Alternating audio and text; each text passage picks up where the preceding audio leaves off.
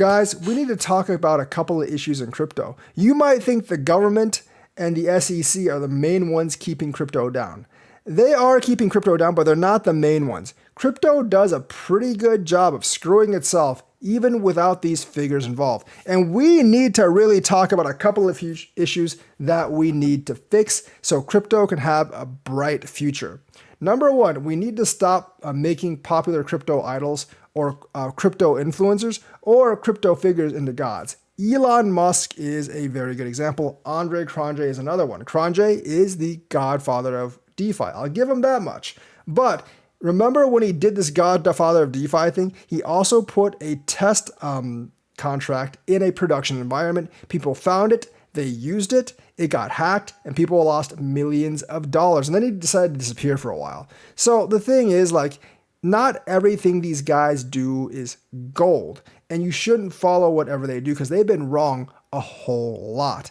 Elon Musk is the best example of this. The guy really doesn't know that much about crypto at all. Just because he's rich doesn't mean he's knowledgeable on everything. Repeat that after me again. Just because someone is rich does not mean they are all-knowing. In fact, they can be just as clueless as anyone else.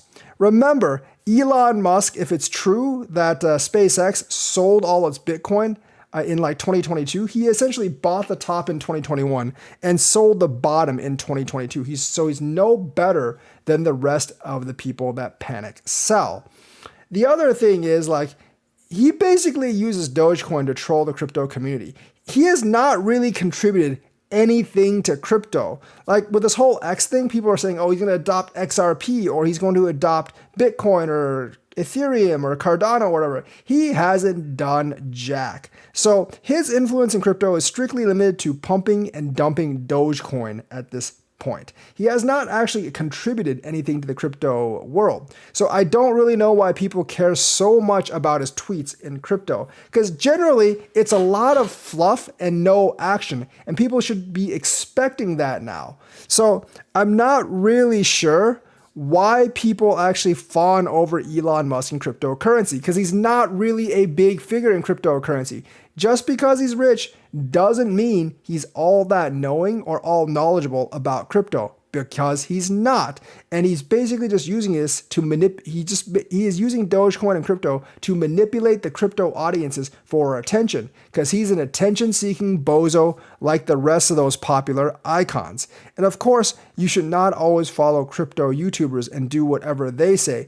Those TA people, they're wrong like half the time or more. So, like Benjamin Cowan, I like him. I think he's a nice guy, but his analysis hasn't really been all that great. I think he's way over bullish when we're running and then way over bearish when we're going down. I remember he predicted over 300,000 Bitcoin last time when we were in a bull market. Now, I thought we were going to go over 100,000, but I didn't think we were going to reach 300,000 last time. I thought that was a little too much. And now he's looking at 10,000 or less. Most likely, he'll be wrong about both. We already know he's wrong about 300,000 because that's in the past, and he'll probably be wrong about the 10,000 as well, because crypto does seem to straddle the middle right now, and it's kind of like around $26,000 right now. It'll probably fall to maybe 25, maybe 23, but probably no lower than that. And obviously last time it didn't go above $300,000. So the thing is, if you look at the track record of the TA influences and predictions, you won't find one. If you look at their entire history, that's like really that right. They might have a hot streak every once in a while, like Plan B. And then after that, they're like, yep, we got everything wrong again. But people just kind of forget that part because they really, really want to trust these crypto influencers, because they like, oh, if I trust this influencer, I'll get it right all the time. And it makes life easier for me. That's not how reality or the market works. None of these influencers are right most of the time. In fact, most crypto, if not all crypto influencers, actually make a lot more money on YouTube than they would ever do trading crypto. If you look at Cowan, like Cowan makes like hundreds of thousands of dollars each money on a month on YouTube by his own admission, like by how many subscribers he has. So the thing is, realistically, none of these guys, none of the big ones actually need crypto to be rich. They're rich off of getting views from you. So it's not like they're great at trading crypto. They're just really popular personalities, and that's where they actually make all their money. The YouTube ad revenue is crazy if you get like, 20, 30,000 views per video and you crank out a couple of videos per day. You don't really need crypto at all to be rich. You can just be rich cranking out those kind of videos, as long as you can do it in a consistent manner and keep people's interest. So that's another thing. And the thing is, like, if they are like overly zealous about shilling small projects, you should probably watch out, because they're probably being paid. And yes, YouTube does have a rule where they have to disclose, but not everyone discloses. I've have really never taken payment. I think there was like once or twice I did, but I did mention before, like at the beginning of the video, that I was actually being sponsored. That was like 2 or 3 years ago, and I haven't really taken one since. But some of those guys seem way too optimistic about some like small no-name project. And like time after time, people listen to that and they do actually get wrecked. Remember, like, this is like more of an entertainment type of industry. It's not really financial advice. So what you hear, on these crypto videos, you really should take it with a grain of salt, especially if someone seems way too optimistic about some small no-name project that just appeared 3 days ago. And especially if they have an anon team. Probably shouldn't go for that, and you should probably know that that person is probably getting paid or got a giant bag of whatever coin that is to actually shill it. So yes, stop centralizing yourself around these crypto icons and popular influencers, and do whatever they do, because they're just using that to manipulate you for their own purposes. Second, don't join cults or just think that everything that is anti-mainstream media is true, because if you join cults, you become a maxi, and that's the lowest form of crypto investor. Maxis do not make good decisions in terms of crypto investing. You look at Michael Saylor, he's essentially trying to tank the rest of the crypto industry, thinking that it'll actually help Bitcoin go up in price. It won't. One of Bitcoin's main use cases is to actually act as a conduit and act as an on-ramp to other cryptos. Without the other cryptos, there wouldn't be nearly as much activity for Bitcoin, and there wouldn't be nearly as many people interested in crypto and Bitcoin altogether. So joining a cult like the XRP Army, that also makes you think that like a cartoon bear can predict prices and predict adoption, which he has never been able to do. I mean, I think people finally got off his riddles and stuff like that, but they followed it for like 2 or 3 years, which is absolutely nuts and ridiculous. From any logical, insane person's perspective. It's the same thing with like the Link Marines or whatever one of these cults are. You become so focused on your coin that you lose kind of like overview of the general economy and whatever is else going on in crypto. Also, there's more crap and fake news on crypto Twitter than there ever was on mainstream media. You literally have a bunch of these influencers tweeting that their coin will go to the moon every 2 days and coming up with crazy ass theories why it'll do so. And you know what? They're almost never right. So mainstream media is bad, but it's still like several tiers above crypto Twitter in terms of like truthfulness, in terms of news and accuracy. Because crypto Twitter has roughly like a 0.00001% accuracy rate, because most of that stuff is just make-believe, or it just never really happened. The other thing is, people need to stop propping up scammers, saying like, oh, it's a feature of the system. No, it's a bug in the system, and we need to exterminate those bugs. The thing is, like, Do Kwon still has fans out there. Whenever I hear that, I'm just like, what the hell? Why are you a Do Kwon fan? He literally made people lose billions of dollars. And the thing is, they keep on saying he did nothing wrong. People chose to invest that money and they knew the risk. No, that's actually not true. Do Kwon actually presented it as a fairly safe project, which it obviously wasn't. And he knew it wasn't a fairly safe project, because he did actually start a smaller project that was exactly like Terra Luna, and it failed for the exact same reason. And he didn't actually fix the problem or change anything. He just thought as long as people invested more money in it, the problem would actually go away. So he knew there was a vulnerability. He just didn't tell anyone. That's at best massive neglect, and at worst financial fraud. Either way, there are punishments for those things in the financial industry when you're dealing with billions of dollars that you could possibly lose very, very easily, because there's a huge flaw in the system that you knew about, but you didn't really tell anyone else about.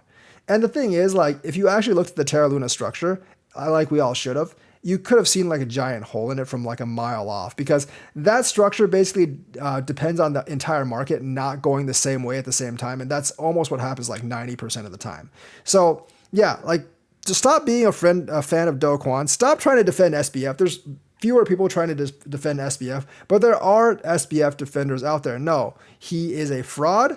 He is a criminal, and he deserves to go to jail. The thing is, like, he's exactly like Bernie Madoff or Elizabeth Holmes. Elizabeth Holmes is in jail for 11 years, and Bernie Madoff got 150 years in jail. SBF deserves somewhere in between those two sentences. And the thing is, like, a lot of scammers and people like that often pull like the same scam twice. And the thing is, if it looks like a duck and quacks like a duck, it's probably like a duck. It's probably a duck. Yeah, and I'm talking about things like Hex. You know, Richard Hart literally said like, hey, if you actually don't look at it deeply enough, it looks like a Ponzi scheme. But if you look at it deeper, it's not. If you look at it on the surface and it looks like a Ponzi scheme, it's most likely a Ponzi scheme. So people need to stop propping these guys up. Like, don't form a fan club around scammers. Don't think they're smart because they scammed a bunch of people, because people are really, really gullible in crypto and they can easily get scammed. And following that, the last thing I want to tell you guys is stop investing in anon projects. I've basically mentioned this before in the video. Investing in anon projects is not good for you. Yes, I understand everyone wants security and privacy, but if you're starting a business and you want people to invest a lot of money into your business, they should have a right to know who the founders of the business are. You wouldn't invest in a Fortune 500 company if you didn't know who the founders, the CEOs, and the board are, and yet you're willing to pour tens of thousands of dollars or like millions of dollars into these random ass crypto projects when you don't really know how the protocol works. And you have no idea who the founders or executive board are. And many times they just basically make fake names and they basically string the community along. Think about it this way. If they decide to rug pull and take all your money, you have no one to actually go after because you have no idea who they are. I mean, investing in a business and knowing who the founders are is different from having your own private transactions, because your money actually depends on what these founders do. And if you don't know who the founders are or know where to go find them, if something goes wrong, they could just take all your money and leave. And many times they have. And yet people still ape into crazy anon projects. People in crypto just need to, people basically in crypto need to sit back and chill a bit and take a look at all this, take a look at what they're investing in before they actually invest in it. I mean, that's why I invest in projects that actually where I know who the founders are and I know who the exact team is. Like for ADA, VeChain, MinSwap, HBAR, I know who all those people actually are. I don't invest in small projects where like it's just like, hey, give me money and I don't have to reveal my name, but you should actually trust me anyway. See, that doesn't really work, and that's a great way to get scammed. And it's been like 5-6 years at least since crypto got sort of popular, and people still fall for the exact same thing. Also, the last thing I want to mention is you should actually buy during the bear market and not the bull market, because if you're buying during the bull market, you're already buying on the way up. So right now would actually be a pretty good time to buy. Not like 2 years from now or a year from now when things are at 50, 60,000 and climbing up, because that's not where the real money is made. Buying the bear market is where the real money is made for holders, not buying in the bull market or trying to time the exact bottom, because you're not going to be able to do that. You just kind of DCA when the market's bearish and start DCAing out when the market's bullish, and that's probably the best strategy for you to actually make money. So that's all I have to say for today. Let me know what you think, like and subscribe, hit that bell notifications button, and I will see you guys later.